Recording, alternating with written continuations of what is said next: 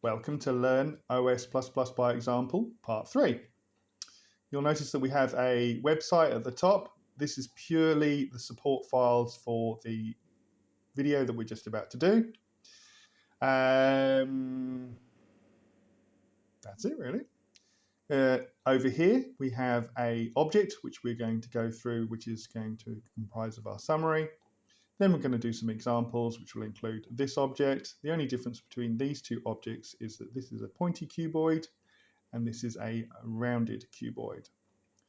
Then we're going to do some questions, and then once I've gone through the questions, we're going to go and do the answers. So let's get going.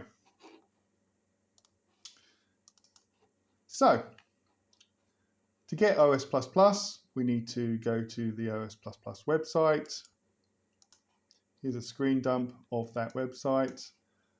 So os++.org, click on the download, save as, and you should get this file here, the download.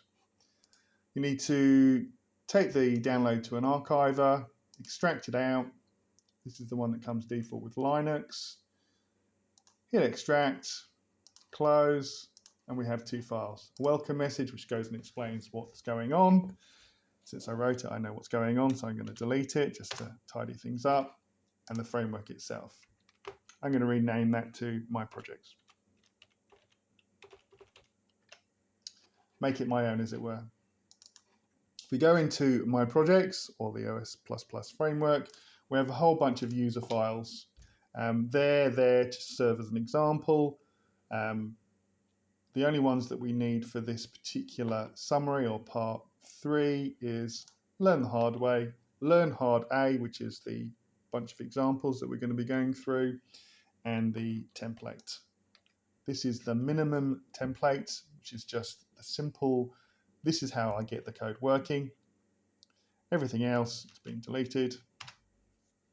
So we have the OS++ framework, bunch of examples, and a template that we can go through and copy and change. Okay. Before we go through the examples, what I want to do is I want to go through a summary of what we've already learned. To do that, I'm going into the video model files. This is a bunch of summaries, and I'm going to go through a summary of what we've learned, and then later on we'll go through the answer to the questions, and I've built up a bunch of openscad files which are the answers to the questions that we'll be going through. Okay, so let's get started. Let's open up this file here, 00 building blocks. Okay, here's our 00 building blocks. Here's the object. This is the F6 view. That basically means that I can export this to an STL file and then export that to a 3D printer and 3D print this. If I wanted to debug it and actually see how it was put together, I could push F5. And what I've done here is you can see that this particular shape is made out of 1, 2, 3, 4, 5, 6, 7 building blocks, and each one has a different color. And I'm using that color as a debug concept. So if I wanted to look at this particular shape here, I'd know it was red. So moving down to the code itself. So here we have a bunch of REM statements. I can see that block 1 is red, and sure enough it's red. Block 2 is blue, sure enough it's blue. Block 3 is green, and so on and so forth. So if I wanted to debug any part of the code, all I need to do is look at the color, and when I finally go and actually push F6, I lose all the color because I'm only 3D printing. Colors don't go into the STL object, which is great for debug purposes. So what have we got here? We've got a statement at the top saying that we're going to be writing to the professional standard, which is a big call. We've got the include statement, which says that we're actually going to run up the OS++ framework and the date of that framework. That means that if I look at the console, I'm bringing up these files.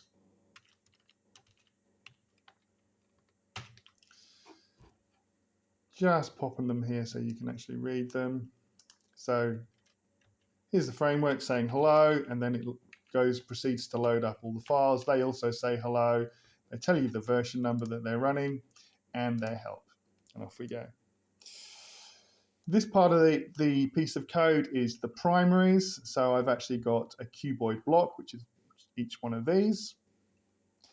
And for a giggle, I put a sphere in there, which has got a block, which is got a diameter of 10, should fit in nicely into a block. And I've also got a cone. Now the cone here, we haven't discussed this. Basically, it's pointing in the z-axis. It has a length or height of 10, and it has a diameter of 4. And the idea again is that we can stick this in place of the blocks. The blocks themselves are straightforward 10 by 10 by 10, but to make life easier and actually show you what's going on, you can actually make them rounded blocks. As you can see, almost like kids' blocks, in that sort of put the blocks on top of each other, and away we go. So let's start.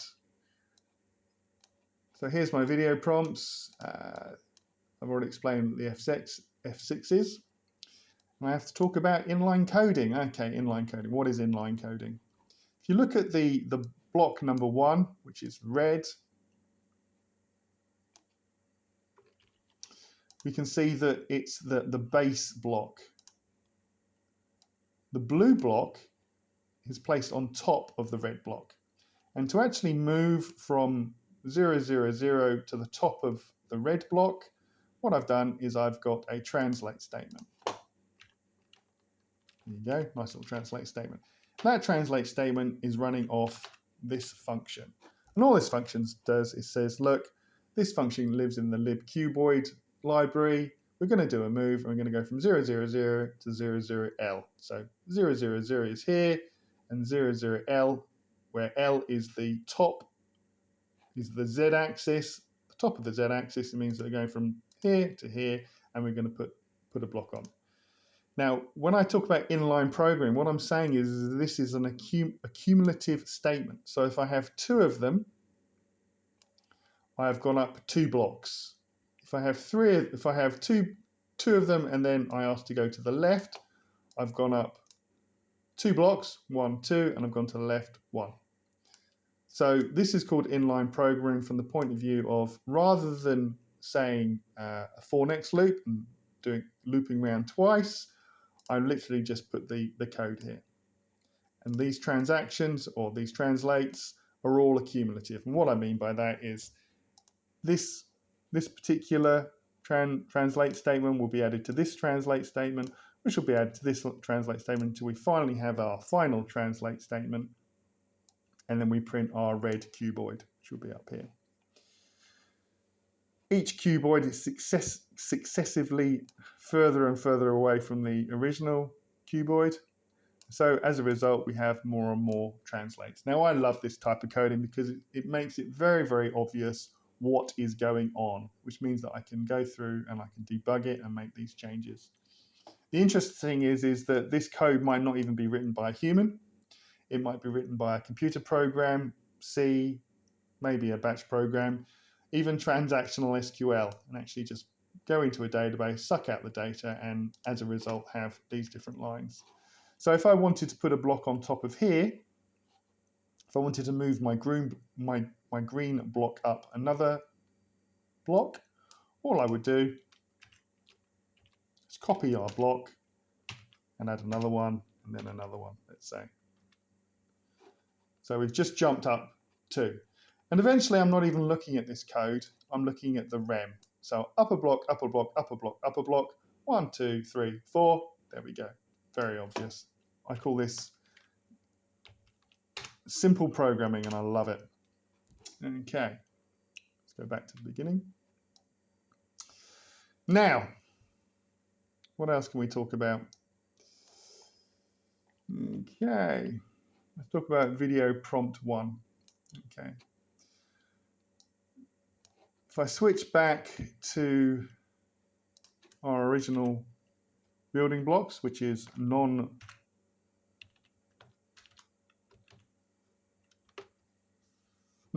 cuboids, we can make it easiest to see that when we move from 0, 0, 0 to 0, 0, L, it's the red cube I'm talking about. So from the point of view of the red cube, 0, 0, 0 to 0, 0, L is the same as the 0, 0, 0 of the blue cuboid. Can you see that? So what that means is that if I want to move up, it's very obvious, 0, 0, 0 to 0, 0, L, 0, 0, 0 to 0, 0, L, 0, 0, 0 to 0, 0, L would be up here, but I'm not, I'm moving to the left. So I'm moving from,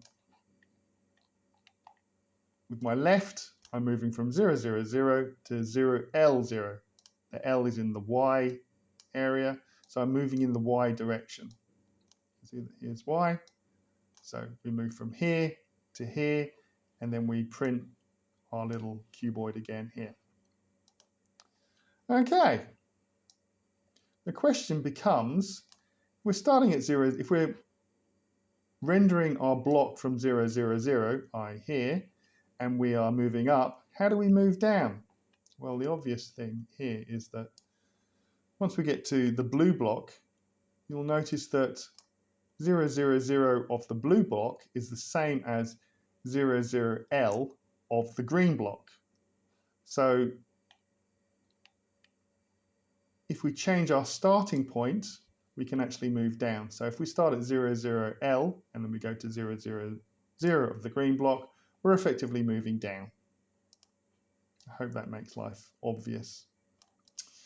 Right, what else do we have?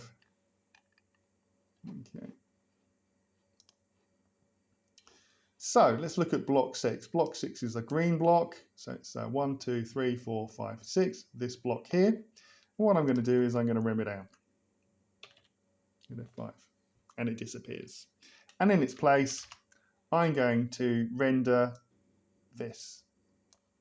Now, libsphere means we're coming from the sphere library. We've got R, which means we're going to render it. Grid means that we're going to render it within a Cartesian grid. We're going to use the anchor point 0, 0, 0, which is the same as a cuboid.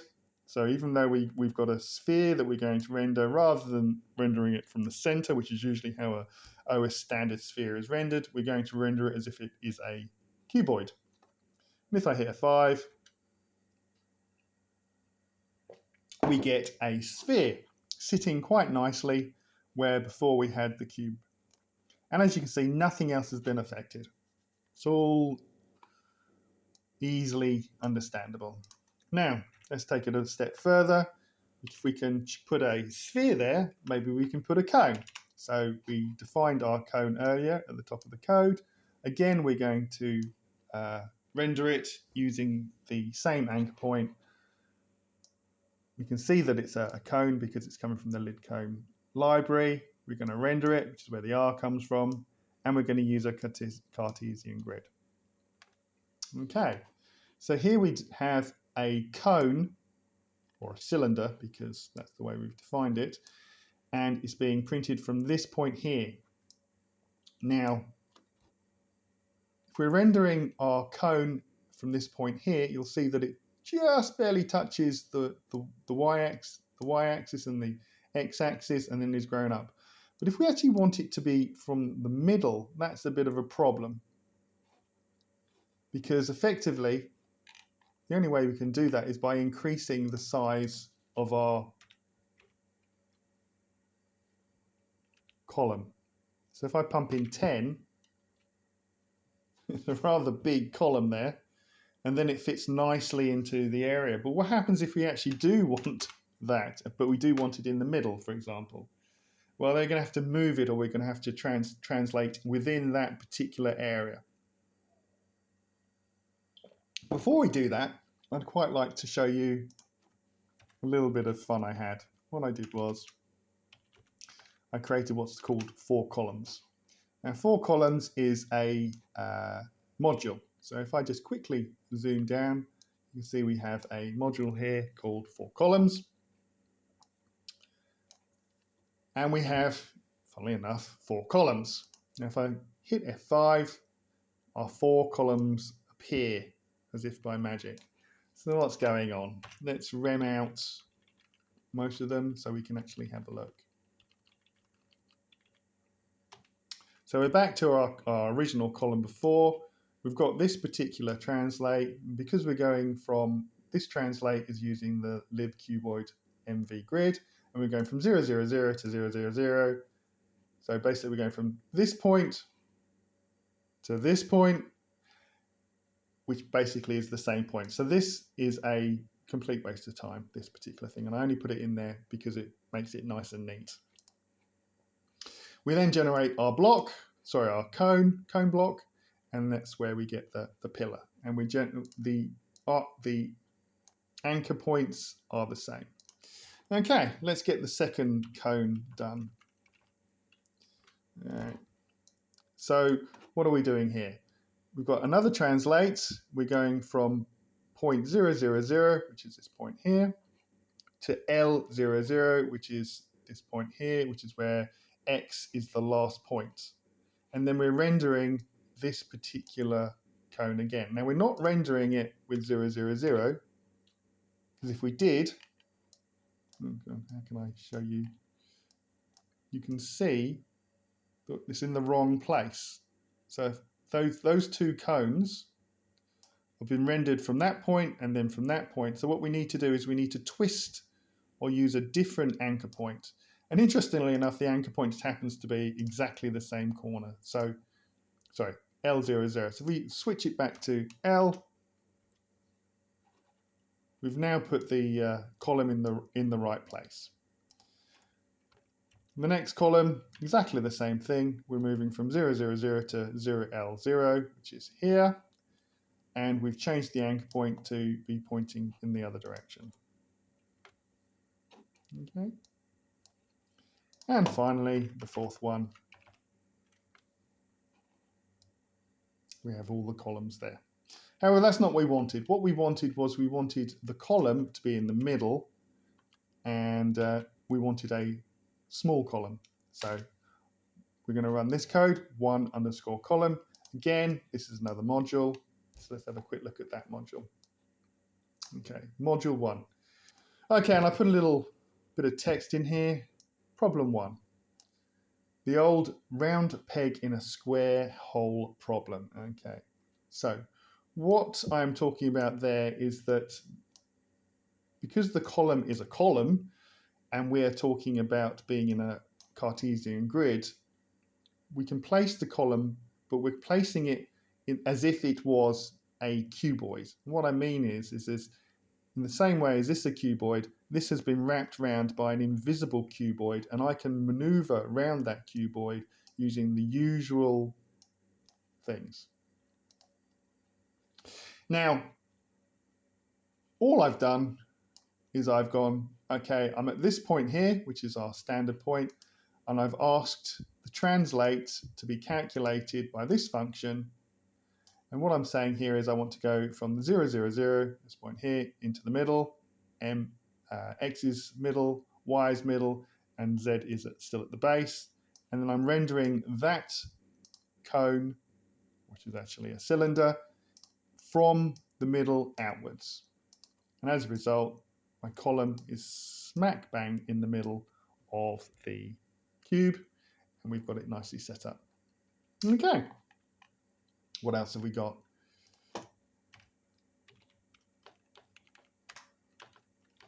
Column X. This is another module. Done something slightly different here. I'm probably exceeding my summary, but X columns. Okay. What I've done is I have moved to the middle as before. So we've gone from 0, 0, 0 to the middle. And rather than using, now if you look at this particular function here, you'll notice it's lib cuboid mv grid. On the other hand, this particular translate is lib cone mv grid. So what I'm doing is I'm actually using my cone to navigate around this particular object rather than the grid itself, than the cuboid block. So if I quickly rem out all the code to show you what's going on, makes life a little bit simpler. So what I've done, here's my translate, 000, 000, MM0 in the middle. I then have navigated from MM0 to LL0 of the cone block, and then rendered the cone block using that particular point as the render point. Each one of these cones has exactly the same anchor point. See, it's MMO, MMO, MMO, MMO. So I could actually replace this with a standard cylinder if I wanted to. And the only thing that's changing is the translate. Each one is a cone block rather than a cone cuboid block. And I'm merely moving around as if I was navigating around a cuboid. But the code's coming from is a lib cone. Hope that makes a little bit of sense. As I said, this is a summary. If you want, you can download the code and play with it. And that gives us what I call an X. So if I can actually went inside, you could probably see that it forms an X. Okay, excellent. Now, I have been cheating, as I always do. This is back to the original. Now, if you remember my shape, this is all nicely curved all the way around. It's not pointy and nasty the way it is at the moment. So what I have done is I have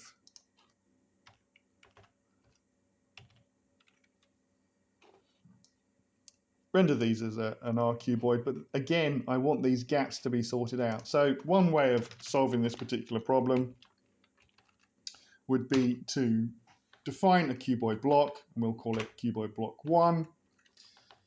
So X is 10, Y is 10, Z is 10. We've got a roundness of 3, and because this is going to be our red block, I am going to say I don't want the top of this sphere, this cuboid, to be rounded. So I'm going to say ZL. Now, ZL is the face at the top. Now I would just like to nip out and look at question 8 of all places and quickly render this piece of code.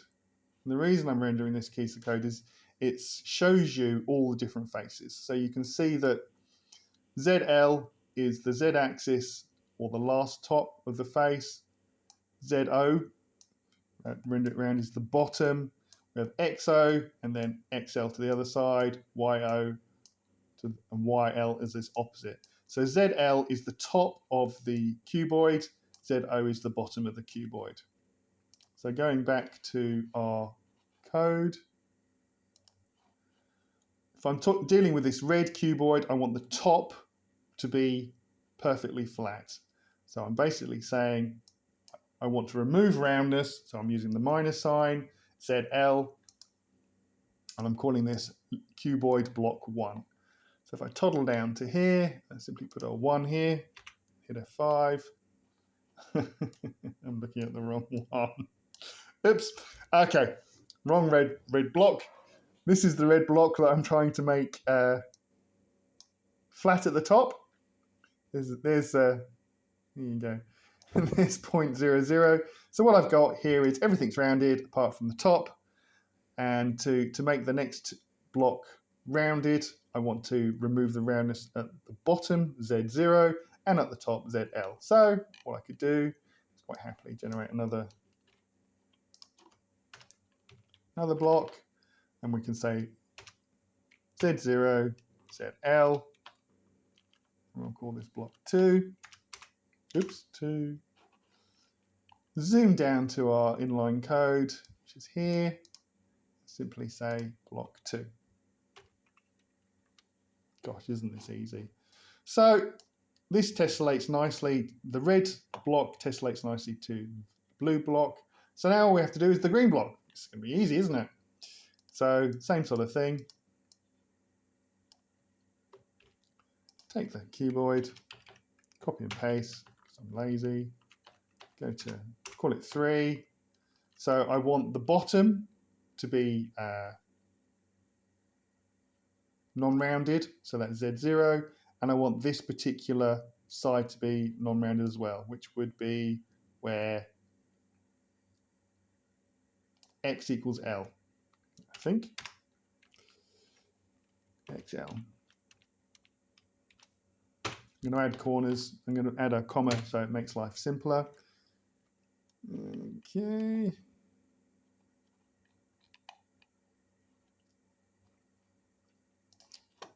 This is number 3. So block 1, block 2, block 3. Yeah, 5. Lovely. Nice and rounded. Oops, got the wrong edge. Okay, it's Y, not X. Right, let's quickly zoom up here. Change that to a Y, hit a 5. Okay, so looks like we're doing well. All nice and rounded, all nice and rounded. We're well on our way. Now we need to do the red block. Okay.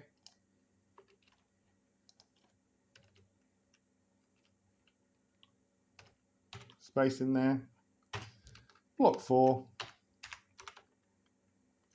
So we want Y0 and YL to be flat.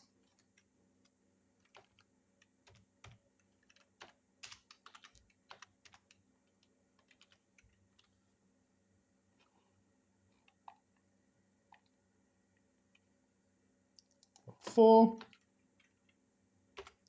It's the red block. We're doing the red block. That's all good. Hit 5. Lovely. Awesome. Tessellates beautifully. Great. Just a note, rather than saying YO, YL, we could just say Y. Exactly the same code. However, we have a problem. And the problem is as follows. Although this is all nicely rounded all the way around here and all the way at the top, we seem to have this little nasty little square. I don't know if you can see it. See this? It's a square. If we look at our original code, the shape I promised you, you can see that there is no little square here. I can't zoom in up on it, but you'll have to take my word for it if you can't see it. There is no square. It's a nice, beautiful, rounded side, whereas this has got like a cuboid sitting there. And the reason behind that is because I've turned around and said I want this to be flat and I want this to be flat, which means that there has to be a pointy corner here. And I don't want a pointy corner. This is a real problem. How do we fix it? Right, the way we fix it is rather than actually specifying both of these at the same time, we're going to specify one at a time. We're going to call this A and B. Move down to our code to 3. So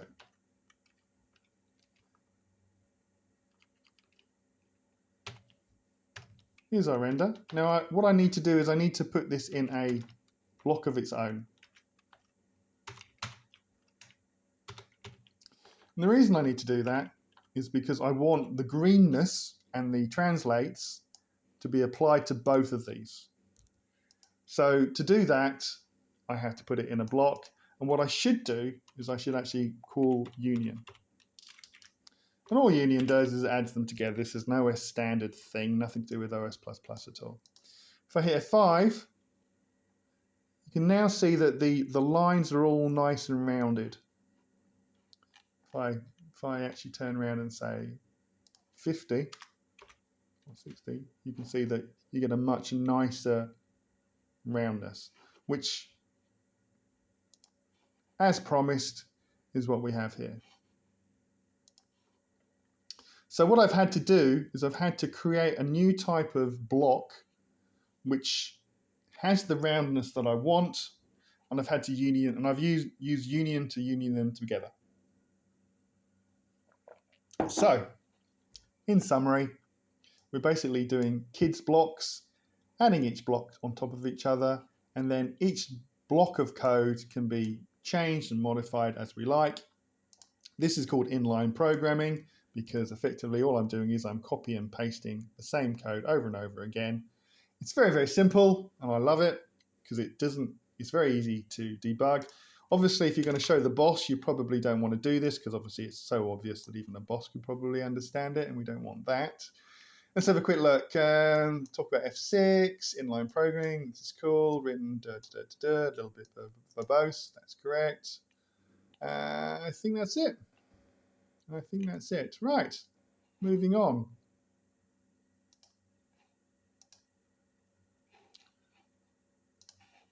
Let's open up building block the revenge. Okay, let's hit F6. Yeah, possibly should have rendered this a little bit longer. Okay, so what do we have here? So rather than actually going through and defining block 1, block 2, block 3, what I'm going to do here is I'm going to take this block and I'm going to modify it. I'm going to actually reset the variables. So our block is as before, is 10, 10, 10 with roundedness 3. And what I've done is got exactly the same block. It's going to be red once it's compiled. And rather than just render my cuboid block as before with a anchor point of 0, 0, I'm using this function here. And all this function does is it comes in and it sets NR. What is NR? NR is the non-rounded side. So if I specified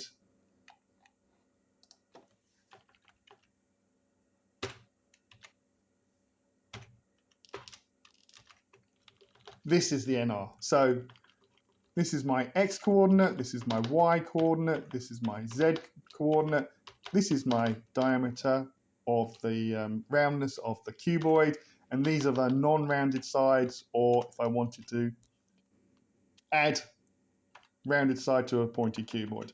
And this particular thing here is the NR, non-rounded. Okay, come on. Have you finished yet? This rendering's taking a little bit longer than I had hoped.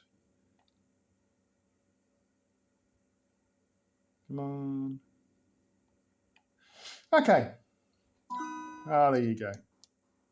So here's my object. It's all beautifully rounded because I've actually done all the work. And the reason it took a long time to compile or render was because I pushed F6. If I push F5, we're back to our colors before. And you're probably thinking to yourself, how am I supposed to find out about this function? Well, if you remembered earlier, we had the hello statement. Okay, so I'm going to copy and paste here. So when we run this include, which is here, oops, this include, it will run a piece of code, which will then give us a hello statement here. And then it'll tell us that we're loading a cuboid, a cone, and a sphere. And each one of these hello statements has a help. So if I actually switch off my Arc de Triomphe and I run help, help, I need somebody, and I hit F5, I'm not actually generating anything. I will have the following in my console. This is just the output. I'm popping it up here so that we can see it. Okay, this is the output in the console. It's got a start example, an end example. This, if I wanted to, I could copy and paste and slap it into the console rather than the rem, and it would actually give me an example that I could play with. If you also look at the bottom, we have some help. So you can see lib, cuboid, help, functions, data type, modules, and anchors. And if you run these pieces of code, they will give you a help for functions and the data types, etc. So let's do that. Let's get the functions up and running. Okay, so rather than help, we're going to run functions. Here, 5. Okay, let's have a look. Again, I'm just copying and pasting from the console because it's a bigger font here. So let's run that out so we don't run it by inadvertently.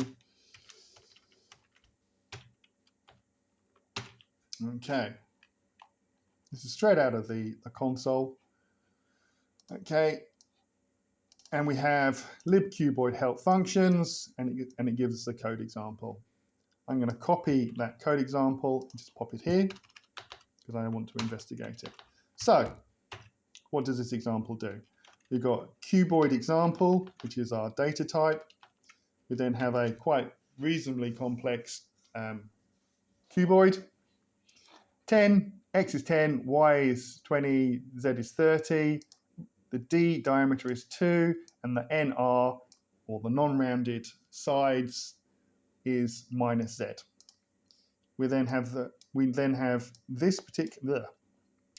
We have this function, and it's saying, look, load the variable fn with this function, and I'm going to use cuboid example, which is this piece of kit here. And all I'm going to do is I'm going to run this function, and this function is called getX, and then it echoes it. So what does getX do? Well, if I run it, I dig through my code, I will get echo 10. So getX gets X.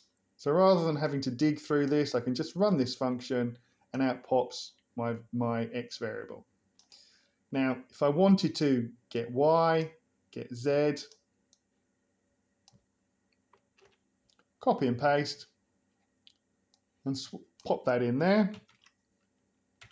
So exactly the same statement as before, because I've just simply copied in it. But rather than get X, I now have get Z, hit F5, run the code, look for my echo, okay, and my echo is now 30. So that variable fn has become 30, and the reason it's become 30 is because I said get Z, which has given me this. If I look further down, I've got the whole family. Get X, get Y, get Z, get D, which is the roundness of the cuboid. If it was a pointy cube, D would be 0, and NR is the non-rounded faces. It's just unfortunate that's what it's called. That's just history, unfortunately. And the final one, get XY, get XYZ vector. Basically, if I wanted to, would simply suck out this whole section. I suppose we could do it. Why not? Bit of excitement. Here you go. Pop it in here. Control V, libcuboid, get my XYZ vector, hit F5. Gosh, isn't this fun? Fn has now become a translate statement, or if I wanted to, I could actually create a cuboid from it, because it would be 10, 20, 30. So, all very exciting. So there's the gets. Basically, you can get all the information out of your data types and then just work with them. The opposite of that is the sets. The sets do the exact opposite. So what they will do is they will actually output the cuboid example, but rather than actually just giving you the X, it will set the X. So if I took this, copy it over the top, what am I doing? I'm running libcuboid, so it's from the cuboid library, and I'm going to set NR, which is this. We're going to set it to plus Z, rather than making the cuboid, starting with a rounded cuboid and removing roundness, and in this case, the top and the bottom of the cuboid. What we're going to do is we're going to start with a pointing cuboid and we're going to add roundness plus Z. So what does that give us? Let's get rid of that.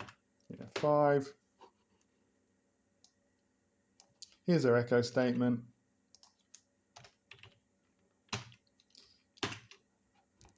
So identical to here, except we've changed the NR, or the non-rounded edge, the non-rounded faces from -Z to +Z. And I could change this to anything I wanted to, obviously, ZO, L0, etc., etc. L0? What's L0? Y0, 0. Okay, how do we use this? Okay, well, let's get rid of all of this. So that is how you would find a function, and there are lots and lots of them.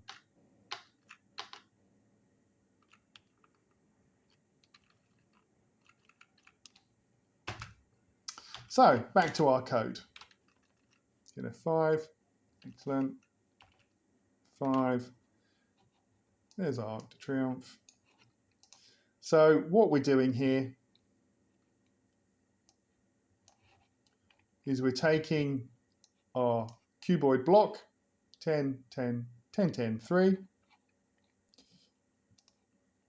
running this this function and setting the NR part of the cuboid to -ZL. The blue block, we're setting it to -Z. The green block, as we discussed before, we actually need 2. So we need the bottom to be unrounded. And we need this side to be unrounded, and we've unioned the 2 together. So exactly the same sort of code, but it's done in a completely different fashion. And the beauty of that is I make a single change to here, and it has a repercussion to the whole block, whereas before I'd have to go through and manually change them all. Depends how you want to code. It's pretty simple the way it's going. There we go. Is there anything else that we need to discuss here? I think that's it. Covered functions, the hello. Yep, awesome, excellent. Right, moving on. Now, there's going to be people out here who are going to say this is not the way to program. It's verbose. It's should be using a for next loop. So rather than having 2 of these statements, I should for next loop through those to go up. And it's inline programming. As I said, I love it, but not so long ago I would have been horrified by this sort of coding. I love it because it's simple and I like an easy life. But let's look at using a for next loop to see what we can do with translates and why it might not be such a great idea. Okay. Close that saving. Bad code. Open it up. Okay.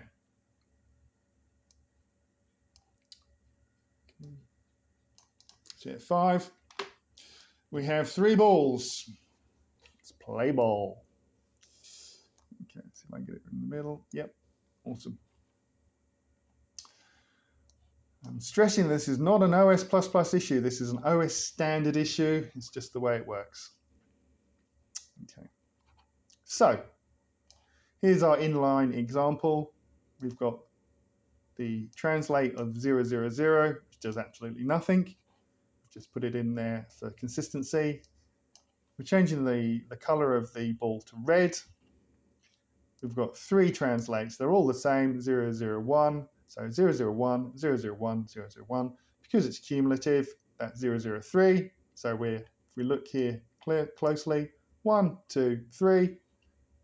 Hence the red ball's there. All nice and easy. I submit to you, that's a lovely piece of code because it's so easy to debug.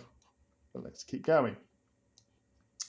Okay, so another way to do that, you'd think, is to put it in a for loop. for next loop. It's pretty standard with most programming languages. What we've done here is we have moved it slightly to the left. So this translate statement has made sure that all of this code is moved 5 to the left. So rather than being in 0, 0, 0, it's there. Okay, so here's the start of the translate. Here's the end of the translate. And basically, this entire block has been moved to the side. Okay, the very first command says that we're going to set it to pink, and you will notice it's actually green. And that tells us that we have a problem. Green just happens to be the default. So if I change my preferences to cornfield, it's yellow. Yeah, let's keep it yellow. So the fact that this command is being ignored is a bit of a warning sign that we have a problem. And the other problem, of course, is it's actually still sitting on the x equals 0 axis. So for whatever reason, this isn't working. So let's have a look, see what we do. So here is our for next loop, or in this case, it's the for loop. Basically, we're going to run through this block 3 times, and we're going to use this variable. This variable is going to start with 1 and end in 3. And the default for this particular setup is it's going to count 1, 2, 3. If I wanted to, I could be saying 1, and effectively this is the start, this is the end, and this is the step. The default is 1, so we don't actually need that. All right. Now if I hit F5,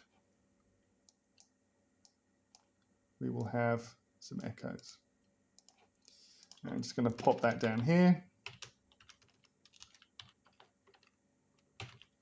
Okay, so we've got the for loop. We run through this block of code 3 times. Count is 1, count is 2, and then count is 3. We run the translate 3 times, and to prove that we're running it 3 times, I've actually echoed the count out and then the actual the translate itself. So we have echo 1 and then the translate, echo 2 and then the translate, echo 3 and then the translate. Okay. Then at the bottom we have the sphere. Okay, and the question is, why is this not pink? Hint, semicolon. And what's happened is that this semicolon here is cancelling out our translate. It's not cancelling out this translate, which is the one that's for the block, it's cancelling out this translate. So this code actually does run, there's no errors or anything along those lines. And if I move this up a bit, come on, there you go. Okay, so if I actually just rend this out, it still doesn't work because of this semicolon here. The comma cancels out the translate. And if I remove the semicolon, the code doesn't work because you need to terminate it. You can only run this block. I wonder if you can actually terminate it there. That's an interesting one. He thinks to himself, aha, maybe I can outwit it. No, it still doesn't work. It refuses to run. It has to have semicolon on the end, which then makes the translate work. So trying to have translates which are additive, as it were, doesn't work with this, because the moment you hit the semicolon, you're back to 0. You lose your color, you lose your translate, and you just get a sphere on the bottom. So obviously there must be a way of doing this properly, and the correct way is with a function. Let's remove that. Is it working now? Excellent. Because obviously we have a blue ball. So how did I do it? What's the trick? So translate 10, a little bit more to the side, and we're running this block. Okay, we're going to say that the ball is blue. We're going to do the translate, and I've got this piece of code here, this function here. And then we render the sphere. No semicolon. What's going on? Okay, so the translate here is running a function called LO_trans multiply. And all we're doing is we're multiplying the translate data type. Can't get it across. That's interesting. Here, and I'm multiplying it by 3. Now you have not come across this yet. This is a new piece of code that I'm writing on my 3rd rewrite. So it should actually be a decent piece of code now, hopefully. And unfortunately, it's not ready for the big time. So what I've done is I've done an extract. So this piece of code is an extract of the upcoming L0 trans library. Why is it called L0? The reason it's called L0 is because it doesn't have any renders. That's just notifying us that this is full of functions. It's just functions that deal with translates. And as I said, I've stolen it out of my code so that you can see this working. So let's have a quick look at it. So here is the first part of the function, and I call this an AKA function, or also known as. And what I'm doing here is I'm saying, look, I've got a function, cool. It's called LO trans multiply, just cool. And there's the parameters, the translate itself, and then what's called a scalar. And I'm actually running this code. And this code is nasty. It says T times MO underscore T. And here's an explanation of what that all means. But quite frankly, I prefer this. I prefer English. The thing about this is it's very specific, and it means that I can actually do lots and lots of interesting things up here. With this code, using matrix maths, I can do reflections, rotations, resize, make it smaller, make it bigger, do shears, all with this sort of mathematical stuff. Because it's maths, it's kind of complex. So I put a nice little easy to understand English thing because I like a nice easy life. But anyway, let's have a look at this function. It's actually quite a simple function, which is unusual. So what have we got here? We've got two variables being put into this function. The translate, which is, if you don't actually give it a translate data type, it'll just go 0, 0, 0. And an MO. MO just means it's a matrix with no dimensions, which is a number, like number 1, 5, 3, whatever. Now what we're doing is we take t.x, which is this particular data type, and we times it by MO. Because it's a translate data type, we have to start it with a bracket and end it with a bracket, and then we fill it with the results. So effectively, all that happens is this code runs, takes this, puts it here, takes MO, put it here, times it out, and then that's added as the first part of the translate. Okay, as I said, in future, you won't need to know anything about this. All you need to know is this particular statement, which I think is much easier. So all of this will be gone, and it will be automatically loaded up with our include. And you'd get a little hello statement with I'm running LO trans and what version it is and the help. Okay, that is that, I think. There's all the balls. So as a quick recap, nice inline programming, the translates are additive, 1, 2, 3, pop. Can't use a for next loop or a for loop because of the semicolon problem. What we can do is we can take the data type, which is 0, 0, 1, times it by 3, and then do a full translate, which is probably the nicer way of coding. There you go. Excellent. That is that. Let's close on. So the final piece, as we move away from inline programming to more of a programming language. All right. So what do we have here? We're claiming that we're in amateur mode, which I'm quite happy about. And here is our main module. As you can see, we are changing the color each time, and we're using this module called locate. Now if I push F5, you can see quite nicely that we're back to our original shape again, but we're coding in, rather than using inline coding, we're using the locate statement, which off the top of my head comes from best all-purpose symbolic instruction code. I think it's a command from that time, and I've just basically rewritten it for a giggle. So let's have a look. This is our module. It's called locate, and you give it two numbers.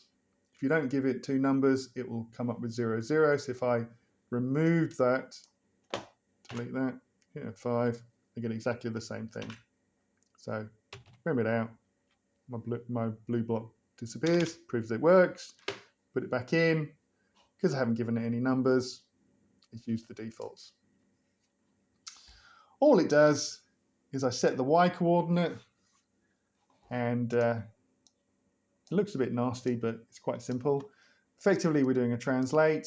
We're going to multiply our data type.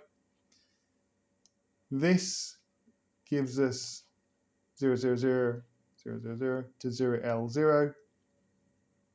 Sorry, 0, 0, 0. Let's get round here. So here's the Z, the X, and the Y. 0, 0, 0, 0, 0, 0 to 0L0. The last point in the Y is here. So this translates, this function will give us a translate of whatever. And then we multiply it by Y, which comes from up here. So in each of these locates, Y is 0, Y is 0, Y is 1.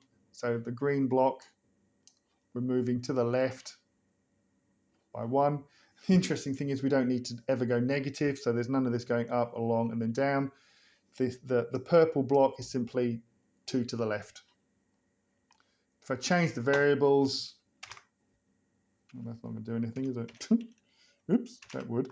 Right, let's change that to 20, hit F5.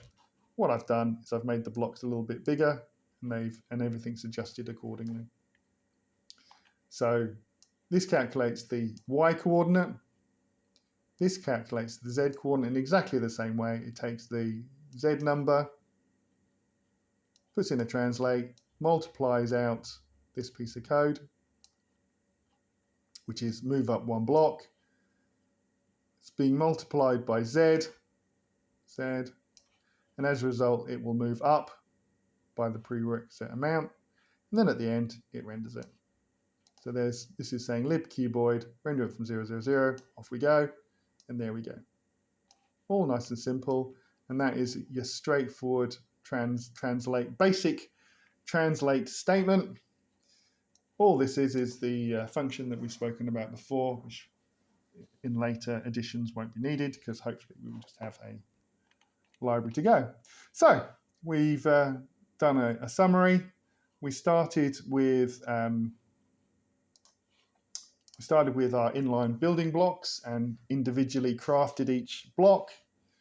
Then we moved over to possibly a better way of doing things where we actually modified the definition of the block for each case that we needed. And that meant that we only had to define it once rather than 6 or 7 times. We then demonstrated that although if you wanted to, you can use inline coding, which is easy to debug and simple to use. For next loop, or the for loop, doesn't work because of the semicolon problem, but what we can do is we can take the data type, multiply it by a constant or a scalar to give us what we want, and the basic code simply used that functionality to produce a locate statement, which allows us, it's almost like a grid, so you can locate your piece of code, your cuboid, anywhere you wanted. So if you wanted to, you could quite happily say 6, and whoosh, off it goes. Now 7, whoosh, oops, don't add a U, it's not good. Whoosh. All right, and all it's doing is it's using a locate. I wonder if Ninus will work. I think it will, you know. Whoosh. Whoosh. Gosh, what fun we're having here.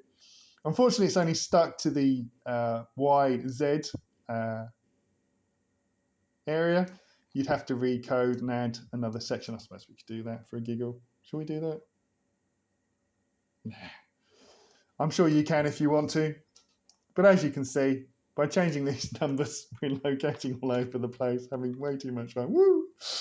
There you go. And effectively, it's a, what's the word? Matrix? No, that's not the right word. It's a coordinate system, effectively. And if I moved it to 100 or 5, everything will simply change. There you go. 5. Whee! it's all small again. So yeah, let's go and send this back to 0, 0. Way too much fun.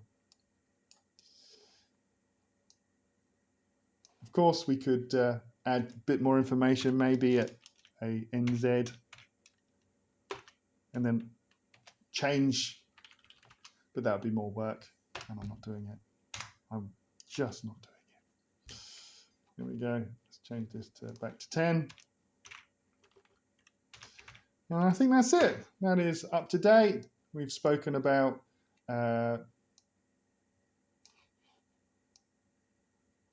anchor points, where we render it from 0, 0, 0. We used a sphere and we rendered it from 0, 0, 0 rather than the center of a sphere, which is our standard. Created a cone, rendered it from 0, 0, 0 rather than the middle bottom, which is our standard. We talked about moving around the shape and how you can use inline coding. And then we spoke about how you could actually rewrite the code with the following code. And there you go. That's it. Right. I think we are back here. And as I said, if you want this code, simply go to this website, download the code, play with it, get a feel for it, and see how we go.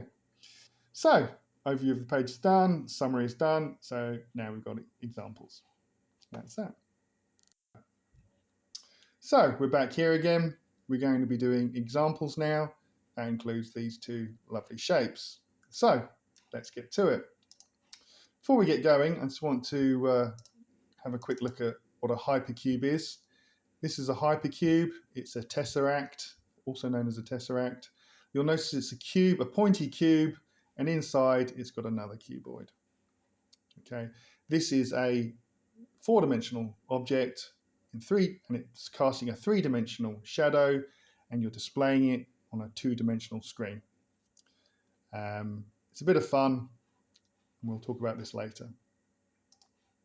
Okay, so we're back here. So we went at the beginning, we went into download, we extracted it, we created my project, and then we went into the video model files. Now we're actually going to go through the examples. So go back into my project, and we kept 3 files out of all those user files. Sorry, 2 files.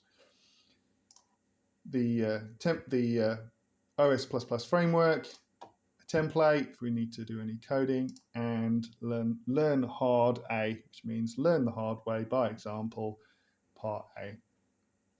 And I've loaded this up already. And the reason I've done that is so that we can go straight to end of part 2 and start at part 3. Now if I press F5, absolutely nothing happens because everything's rammed out. And that's the way it's supposed to be. So let's look at the first example. Let's ram out this rem, go all the way to the bottom, and then ram this out. Here, 5. Okay.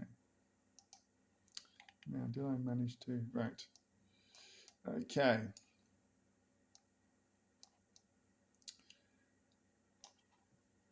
This is a cuboid, rounded.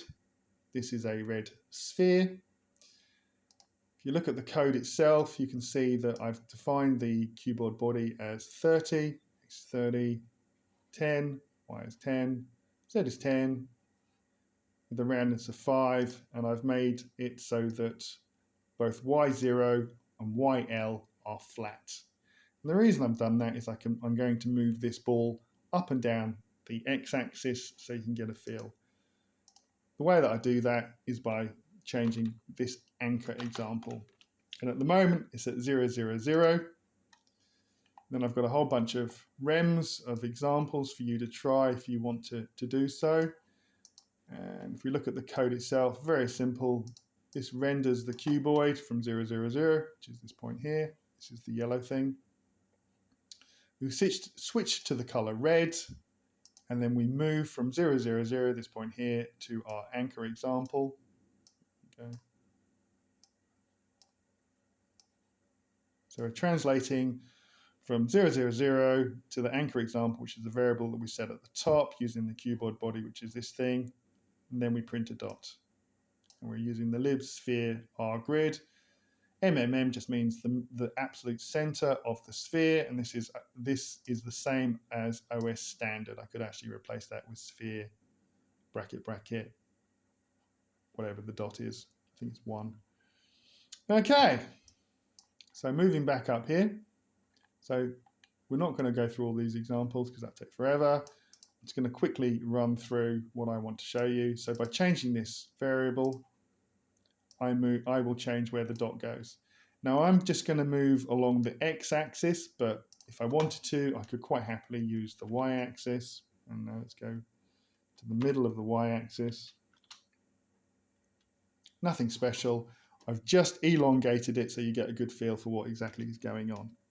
So quick recap, we've got 0, 0, 0, which is here. We've got the end, which is the last point of the x-axis. We've got the middle, and that's 3 points in base 3. So start, middle, end. X has got 3 points, Y has got 3 points, Z has got 3 points, because we could put each digit with that, which means that we've got 3 times 3 times 3, which means we've got 27 points. Okay, that is base 3. Base 10, exactly the same. 1/10, 2/10, 3/10. And if I wanted to, I could actually mix and match. So if I wanted to send it right to the top rather than the bottom, up we go to the top. If I wanted it to be in the middle from the Z axis, it could be in the middle. As I said, mix and match. But base 3, no problem. Base 10 if you want to. Base 10 is really good for tenths and fifths. So base 3 is halves and full lengths. Base 10, fifths and tenths. Base 12, on the other hand, and here is a whole bunch of examples for you. How exciting. Basically, exactly the same thing, but rather than being a tenth or for base 10, we use A, which is a 12th, B, the second letter of the alphabet, 2/12, C, 3/12, or a quarter, D, 4/12, or a third, and so on and so forth. All very exciting, and again, we can mix and match if we want to. Up we go, back we go. Right, all very exciting. You'll notice that in base 3, the middle is the middle. With base 10, that would be 5, exactly the same thing. And base 12 would be F, still the middle. So in all of these bases, 0 is always the same. In all of these bases, L is always the same. And in all of these bases, the middle is middle, F, or 5. Up to you which one you want to use. I use base 3 because I just like an easy life. But in reality, base 12 covers everything that base 3 does and more, completely supersedes it, but I just prefer base 3. It's just what I'm used to. So, all very exciting. Who cares? Right, well, the whole point of this piece of code is this. And if you see, we've got some very odd examples. Poo. All right, let's go to poo. I'm going to put a lowercase p in. Hit F5. Now you'll notice that the point is now sitting at the point that the x-axis is touched by the cuboid. So if I change the roundness,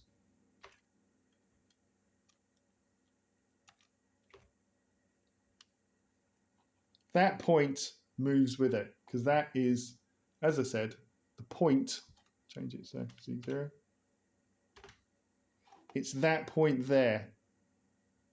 So if I say P00 or poo, lowercase p, I now have captured that the trans. So if I do a translate lib_cuboid_mv our grid, 0, 0, 0 to poo, I'm going to move from that point there to that point there.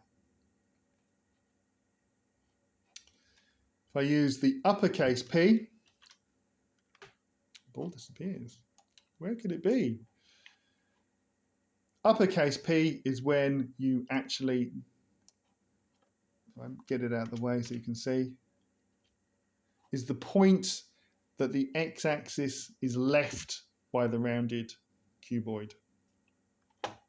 So poo is where we leave, poo, and lowercase poo is where we touch the x-axis. I hope that makes perfect sense. Again, if I wanted to, I'd go to the top. So we're now at this point here. If I wanted to be at this point here, what would that be? That would be uppercase P in the Z and then 0, 0. Up! There you go. Again, exactly the same point there. Now, the reason I've used a flat surface is it makes it so much simpler. And we will discuss that later. But so, all this is to show you that with this cuboid, we have base 12, which is 12 entries, plus lowercase p, uppercase p, which is 14. So if I say 14 in the x times 14 in the y times 14 in the z, we have 2,744 different possibilities. Added to that, you also have base 10, which will have an extra couple more points. You've probably got about 3,000 points that you can fly to within this particular structure. And that is that. That's the demonstration. Let's move on to the next example. Hit F5, let's remove it. Okay. Right, this is where things get a little bit interesting or different. That's a lot of code here. So what I've done is I've placed most of the code into a module. This is all one module.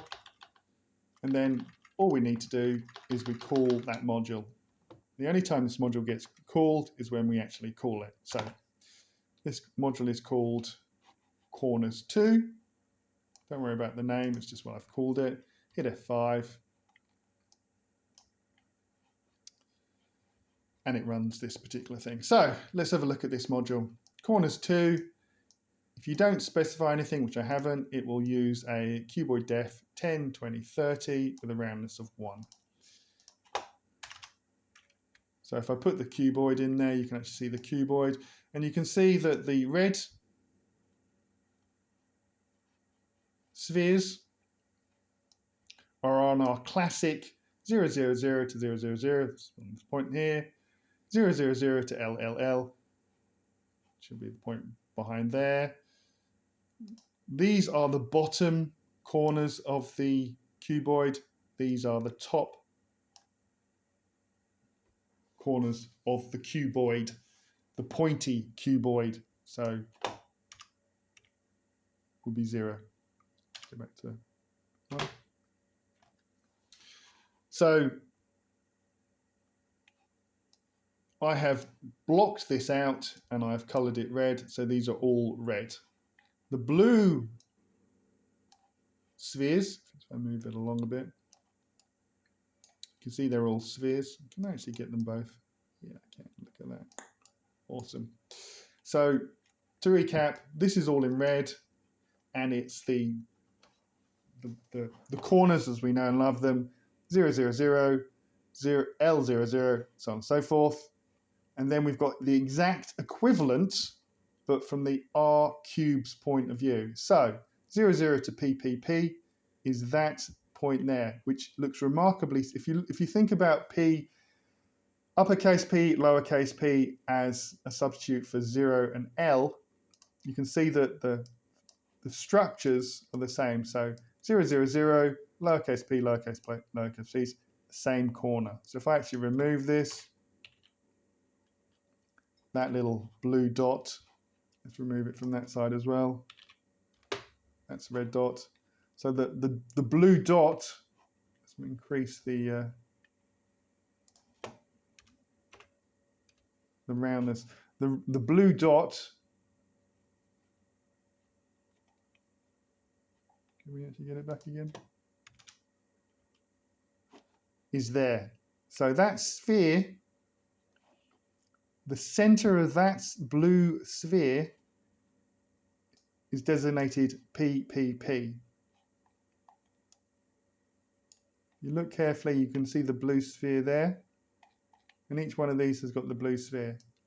And all this is trying to do is it's trying to show you that in the same way as you can have all the corners from a pointy cuboid, you can have all the corners from a rounded cuboid.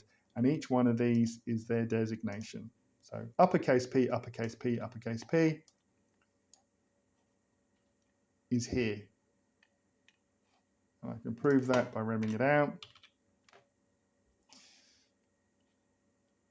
which is the same as LLL. I can prove that by remming it out. There you go. I quite like this code because if I take out, don't render the cubes, you can see the blue corners of the R cube, even though the R cube isn't there. And somehow by moving it, you can actually see what's going on. And as I increase this number, it sort of drags those cuboids in further and further into the center of the cube. There you go.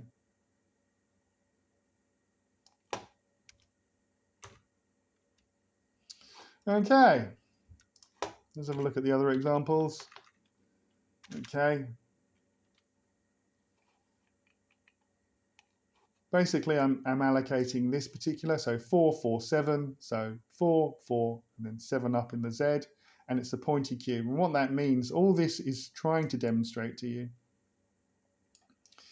is that our standard corners are being overwritten, which are in the red, are being overwritten in the blue, by the blue. So if I remmed this out, hit F5, they'd all turn red. I seem to have lost one. Oh, that's because I remmed it out. There you go.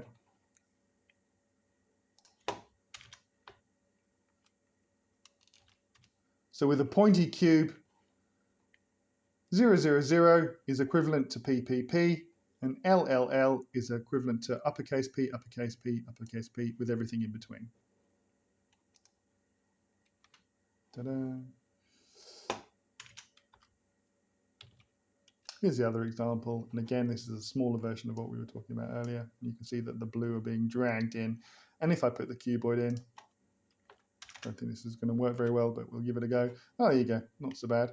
You can see that the cuboid, the rounded cuboid, is sitting there nicely, and you can see the blue spheres show overwriting the cuboid. Excellent. Let's move on to the next example.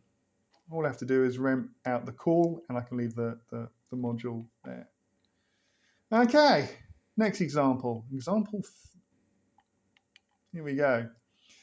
This is almost the same code again. So module corners. I've added a little bit. I've added quite a lot. And let's break that down. So what we'll do is we'll run this code. Not very pretty, so let's make it a little bit more pretty by changing the FN. Okay. So you'll recognize this as our example here at the start.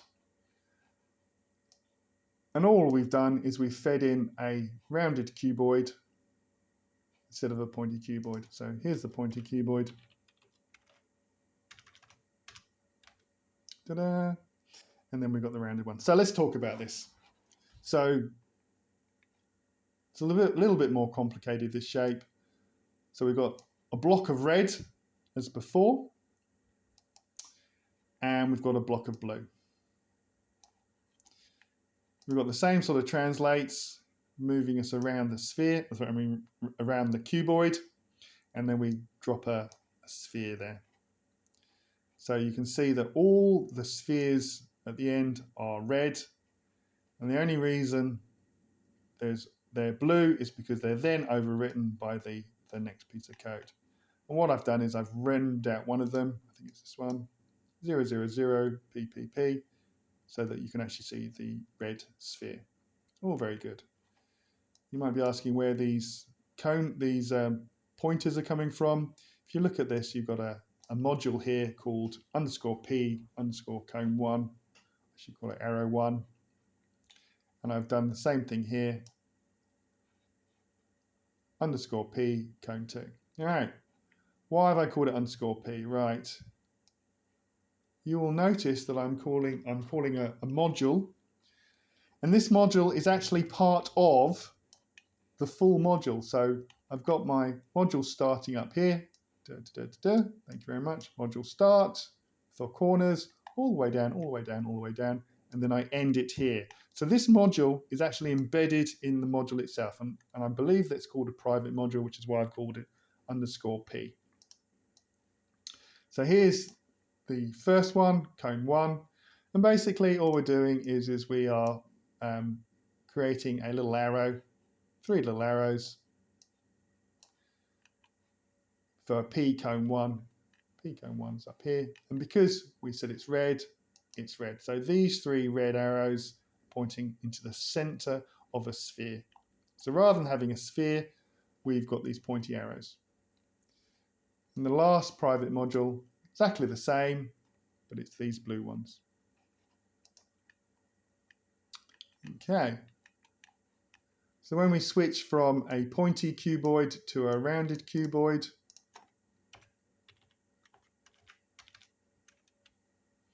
the blue cuboid, the blue spheres move into the shape as before. Oops. That's not. Get more space so we can see what's going on.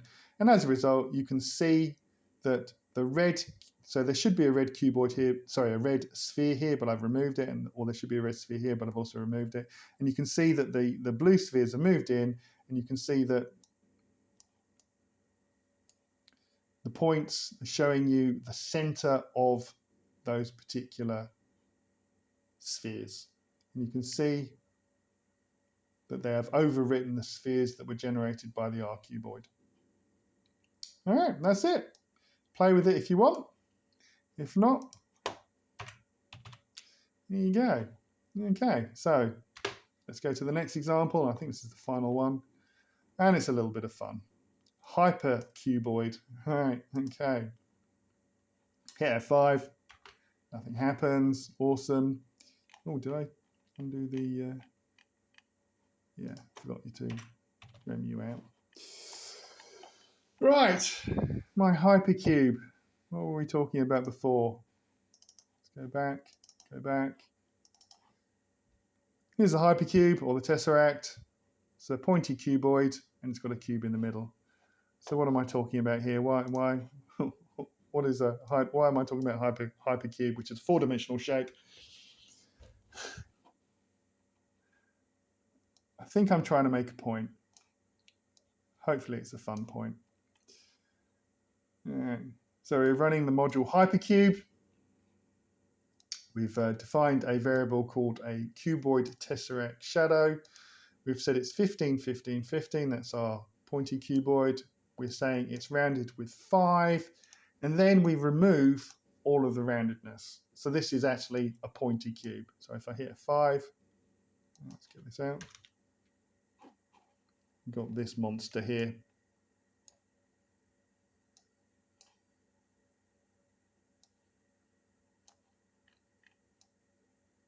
Okay.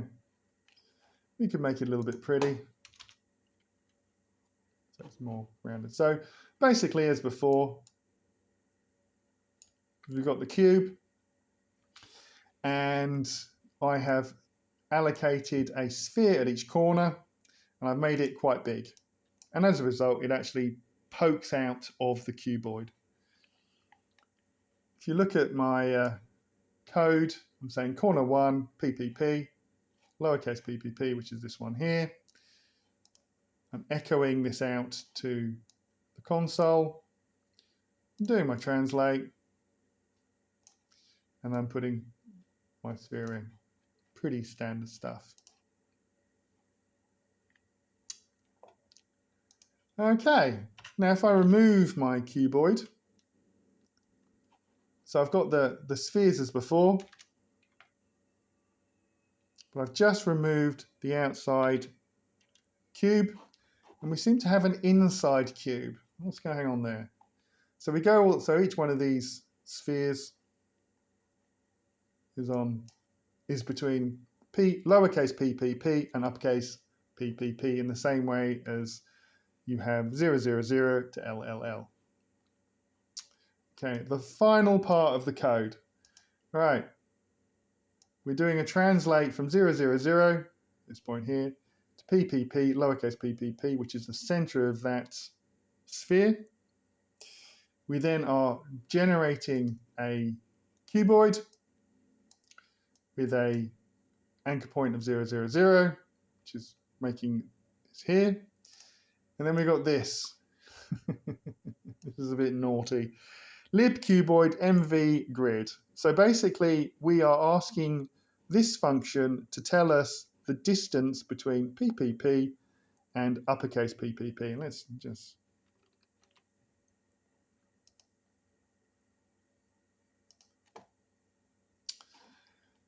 And if I echo this out, have I got an echo? There's no echo. If I echo this out,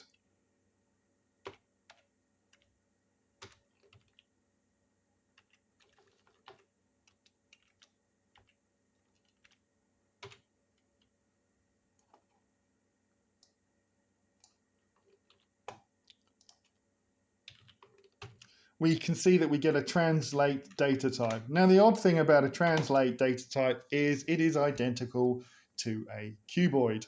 So what I'm saying here is 10, 10, 10, I'm moving from point PPP to uppercase PPP is identical to the cuboid 10, 10, 10. And so I've just rendered this data type in there. And as a result, I have an external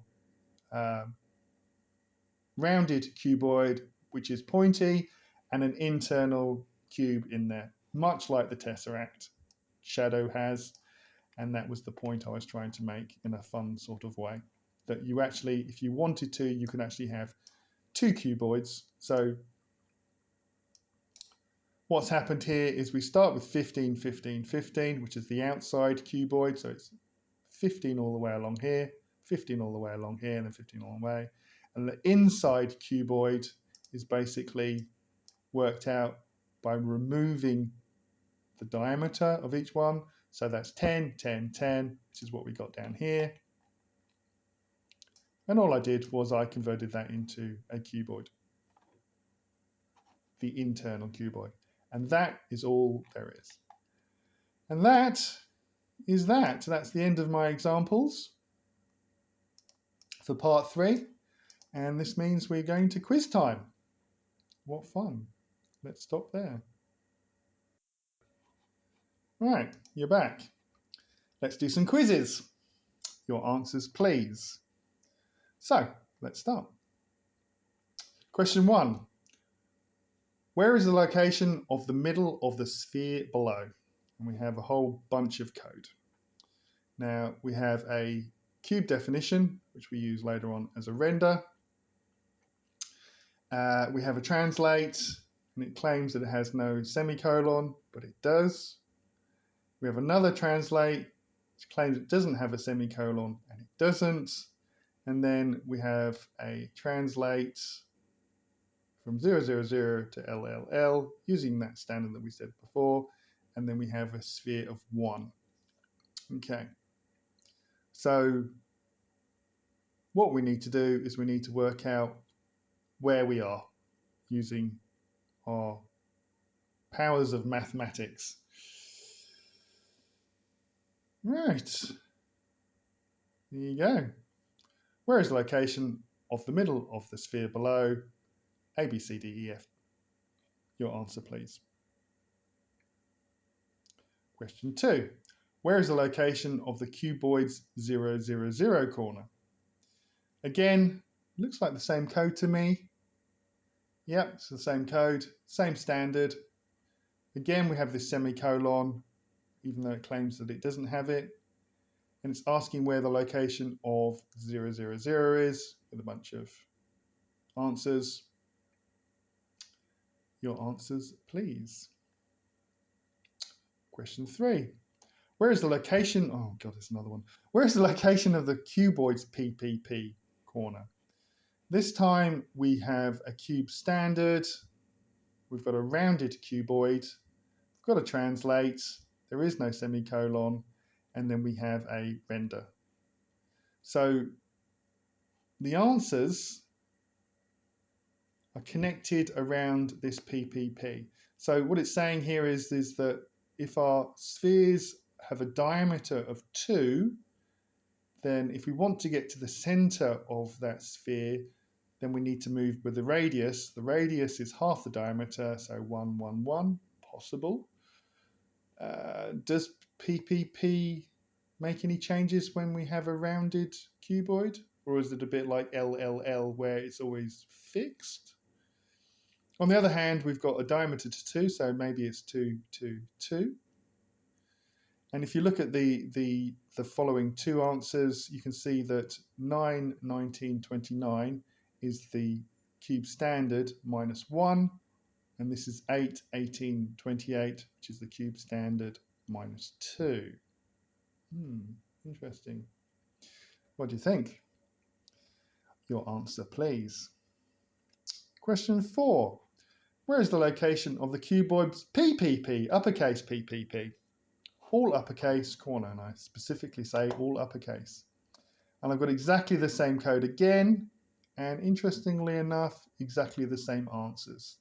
So, yes, so the thinking behind question 3 is the same thinking behind question 4. Your answer, please. Question 5. Where is the location of the cuboid's 555 point?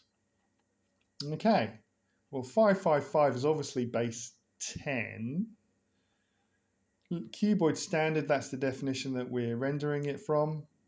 It's a R cuboid and it's being rendered from FFF. Now FFF is base 12 and the answer A is MMM, which is base 3. So clearly someone is trying to confuse us here. Okay, where is the location of 555, MMM, 10, 20, 30? Well, that's the same as the cuboid without the roundness. 0, 0, 0 from the grids view. Okay, so from the cuboid's view, we're talking about the center, but from the grid's view, is the center at point 0, 0, 0 in the grid? Or is that 8, 18, 28, which would be 2 minus 10, 2 minus 20, 2 minus 30. Don't know. And E, A, and C, so that would be the middle and at 0, 0, 0. Well, that's possible, I suppose. I don't know. What do you think? Your answer, please. Question 6. What does this cuboid look like? Got a standard 10, 20, 30. With a 2 and then X, Y, Z. So it's a rounded cuboid and then we're saying X, Y, Z. Okay, and then we're rendering this cuboid from FFF, which is base 12. And we've got 3 answers. Answer A is it's a pointy cuboid. Answer B is it's a rounded cuboid with roundness of 2. And answer C, it's an invalid cuboid. Well, I thought these things had to have a plus or a minus. I don't know. What do you reckon? Your answer, please. Question 7. What does this cuboid look like? Well, it looks identical to me, but now we put a plus in there. Okay, so it's a rounded cuboid and we're adding round. No, it's a pointy cuboid. It's a rounded cuboid and we're adding roundness. It's interesting. So is that going to be a pointy cuboid or a rounded cuboid or an invalid cuboid? Looks pretty valid to me. I don't know. What do you reckon? Your answer, please. Question 8. Where is the face XO on this cube? And it is a cube, 10, 10, 10. Although it does call itself a cuboid. There you go. I suppose a cube is a cuboid. It's just a very specific version of a cuboid. So, face XO. And that's a pain because ZO is obviously at the bottom. ZL is at the top. But where's XO? What does XO mean? Is it X equals 0 or Y equals 0? I don't know. Okay, let's have a look. On our answers, it says the face is parallel to the y-axis. Well, it says X, so it can't be that, surely. I don't know. What do you reckon? The face is parallel to the x-axis. Well, it does say X, so, maybe that's right. The face is parallel to the line X equals 0. Well, it does have an X and a 0 in it, so maybe that's it. The face is parallel to Y equals 0. Well, couldn't possibly be that, surely, because it doesn't have a Y in it. It has an X in it. E, A, and C, so that would be where it's parallel to the y-axis and the face is parallel to x equals 0. Or B and E, which is where the face is parallel to the x-axis and the face is parallel to y equals 0. Well, that can't be right, obviously, because you're mixing and matching. How can you have the y-axis equal to x equals 0 and the x-axis equal to y equals 0? That just doesn't make sense. Or does it? Your answer, please. Question 9. Cube standard, 10, 10, 10. So it is a cube, that's nice to see. It's rounded, so it's rounded 2. And the NR, or the non-rounded parameter, is x. All right. By default, x means minus x. This is wrong, is it? Okay. By convention, an item should be a positive, not a negative. Oh, I see. It's not saying this is wrong as in it's syntactically incorrect. It's saying that the fact x, if we put an x on its own, it should be a plus x, not a minus x.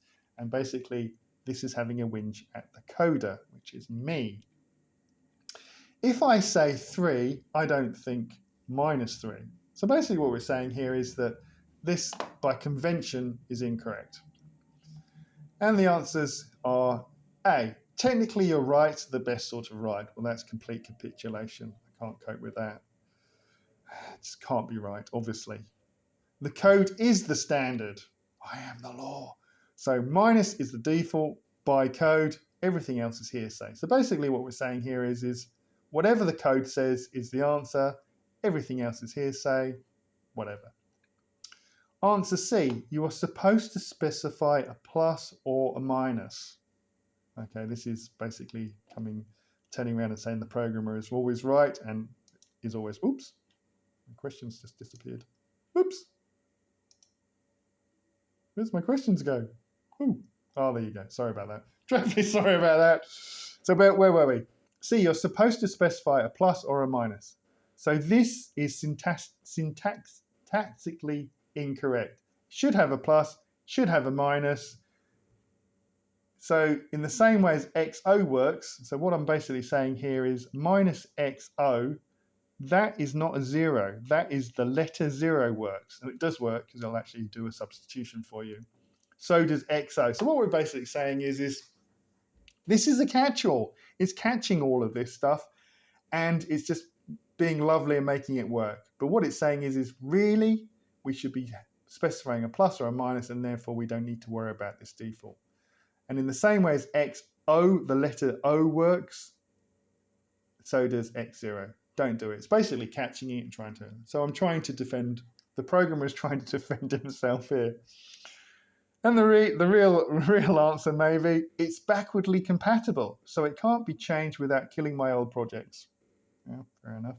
If you've been writing code and then you've suddenly recreated a new standard and you put a plus and a minus in, then it stands to reason that you'll have a whole bunch of defaults where it's removing the roundness and not adding it. And so by defining pluses and minuses, you're putting it in. And E, all of the above. Okay, what do you reckon? Your answers, please. Okay. So here are the credits. Stephen George, well, that's me, and Iron, or Mac as I know him. There's the credits. So if you want to pause now, go through the questions. This is the time to pause it. We're going to go through the answers. What's going on? Who put out the lights? Oh, YouTube's saying that I've run out of credits. Mac, can you put some more money in the meter? I need to do the answers. Mac! Mac! Oh. Anyway, happy Christmas, everyone.